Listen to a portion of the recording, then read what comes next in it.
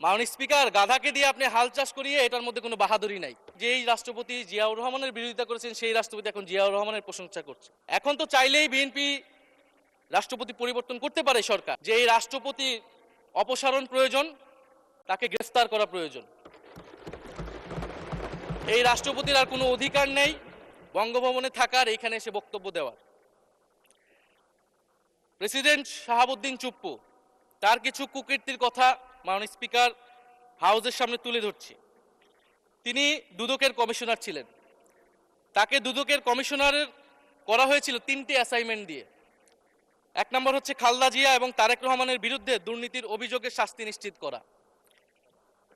2 নম্বর পদ্মা সেতুর দুর্নীতির অভিযোগ থেকে আওয়ামী লীগকে ক্লিন শিট দেওয়া। 3 নম্বর ফখরুদ্দিন মঈনুদ্দিন সরকারের সময় শেখ হাসিনা সহ আওয়ামী লীগ নেতাদের বিরুদ্ধে হওয়া দুর্নীতির মামলাগুলোকে বাতিল করে দেওয়া। এমন একজন ব্যক্তিকে বিএনপি সরকার রাষ্ট্রপতি হিসেবে এখনো মেনে নিচ্ছে মাননীয় স্পিকার। আরেকটি ঘটনা বলি, 2009 সালে শেখ হাসিনার ক্যাঙ্গারু আদালতের নির্দেশে এই শাহাবুদ্দিন চুপ্পুর নেতৃত্বে 3 সদস্যের judicial inquiry commission on minority torture in 2001 করেছিল শেখ হাসিনার ক্যাঙ্গারু কোর্ট। এই প্রতিবেদন অনুসারে বিএনপির 26,000 বিএনপির নেতাকর্মীকে 2001 সালে ক্ষমতায় এসে কয়েক হাজার হিন্দুকে তারা হত্যা করেছে, এজন্য দায়ী করা হয়েছিল মাননীয় স্পিকার।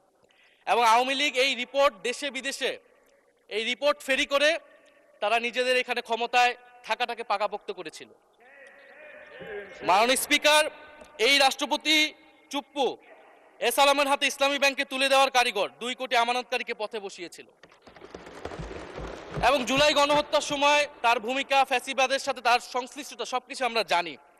আমাদের দুর্ভাগ্য, এই দুর্নীতিবাজ, অপদার্থ, মিথ্যুক, গণহত্যার দোসর এখনো বাংলাদেশের রাষ্ট্রপতি। একটা আলোচনা কয়েকবার এসেছে যে রাষ্ট্রপতির অধীনে কেন শপথ নিয়েছি আমরা বলতে এখানে ব্যক্তিগতভাবে আমার কথাই বলেছে, কারণ আমি এখানে শপথ নিয়েছিলাম। তো মাননীয় স্পিকার, সেই সময়ের প্রেক্ষাপট আর এখনকার প্রেক্ষাপট কি এক? জুলাই গণ অভ্যুত্থানের পরে 5ই আগস্টের পরে আমাদের সামনে 2টা অপশন ছিল। আমরা বলেছিলাম জাতীয় সরকার করতে হবে, সেই জাতীয় সরকারের প্রস্তাব বিএনপি নাকচ করে দিয়েছে। আমাদের সামনে আরেকটা অপশন ছিল ক্ষমতা আর্মির হাতে তুলে দেওয়া। যদি আমরা সেই দিকে আগাতাম, আজকে তারা এখানে বসতে পারতেন কিনা মাননীয় স্পিকার সেটা সন্দেহ আছে। দেশের স্বার্থে, দেশের স্থিতিশীলার স্বার্থে আমরা সেই সময় সরকারে গিয়েছিলাম, আমরা শপথ নিয়েছিলাম। কিন্তু বৈষম্যবিরোধী ছাত্র আন্দোলন খুব স্পষ্টভাবে 2024 সালে কিন্তু এই রাষ্ট্রপতির অপসারণ চেয়েছিল। সেই সময় সাংবিধানিক ধারাবাহিকতার কথা বলে রাষ্ট্রপতির পক্ষে অবস্থান নিয়েছিল বিএনপির মহাসচিব মির্জা ফখরুল আলমগীর সাহেব, তিনি নিজেই কথা বলেছিলেন। ফলে এখন তো একটা নির্বাচিত সরকার মাননীয় স্পিকার, এখন তো চাইলেই বিএনপি রাষ্ট্রপতি পরিবর্তন করতে পারে সরকার। এবং আমরা বিশ্বাস করি বিএনপিতে সেই ধরনের যোগ্য আস্থাভাজন ব্যক্তি নিশ্চয়ই রয়েছে। এবং সরকার দলের সদস্যরা অনেকে গৌরবের সাথে বলেছেন যে যেই রাষ্ট্রপতি জিয়াউর রহমানের বিরোধিতা করেছেন সেই রাষ্ট্রপতি এখন জিয়াউর রহমানের প্রশংসা করছে। মাননীয় স্পিকার, গাধাকে দিয়ে আপনি হাল চাষ করিয়ে এটার মধ্যে কোনো বাহাদুরি নাই।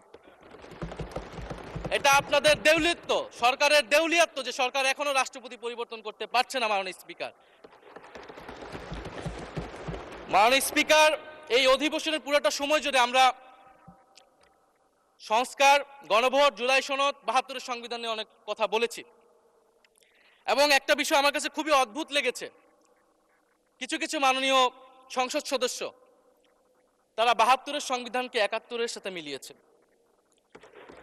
মাননীয় স্পিকার, আমার জানা নেই আসলে তারা কোন বিবেচনা থেকে এটি মিলিয়েছেন। এটা তো সবসময় আওয়ামী লীগ মিলিয়েছে মাননীয় স্পিকার। তারা 72-এর সংবিধানকে 71-এর ফসল হিসেবে 71-এর চেতনার সাথে মিলিয়েছে।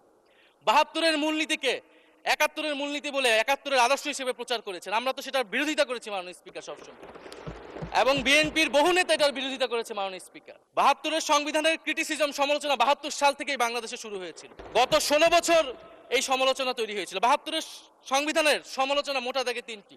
প্রথমত, এই সংবিধান স্বাধীন বাংলাদেশের নির্বাচিত প্রতিনিধিরা প্রণয়ন করে নাই।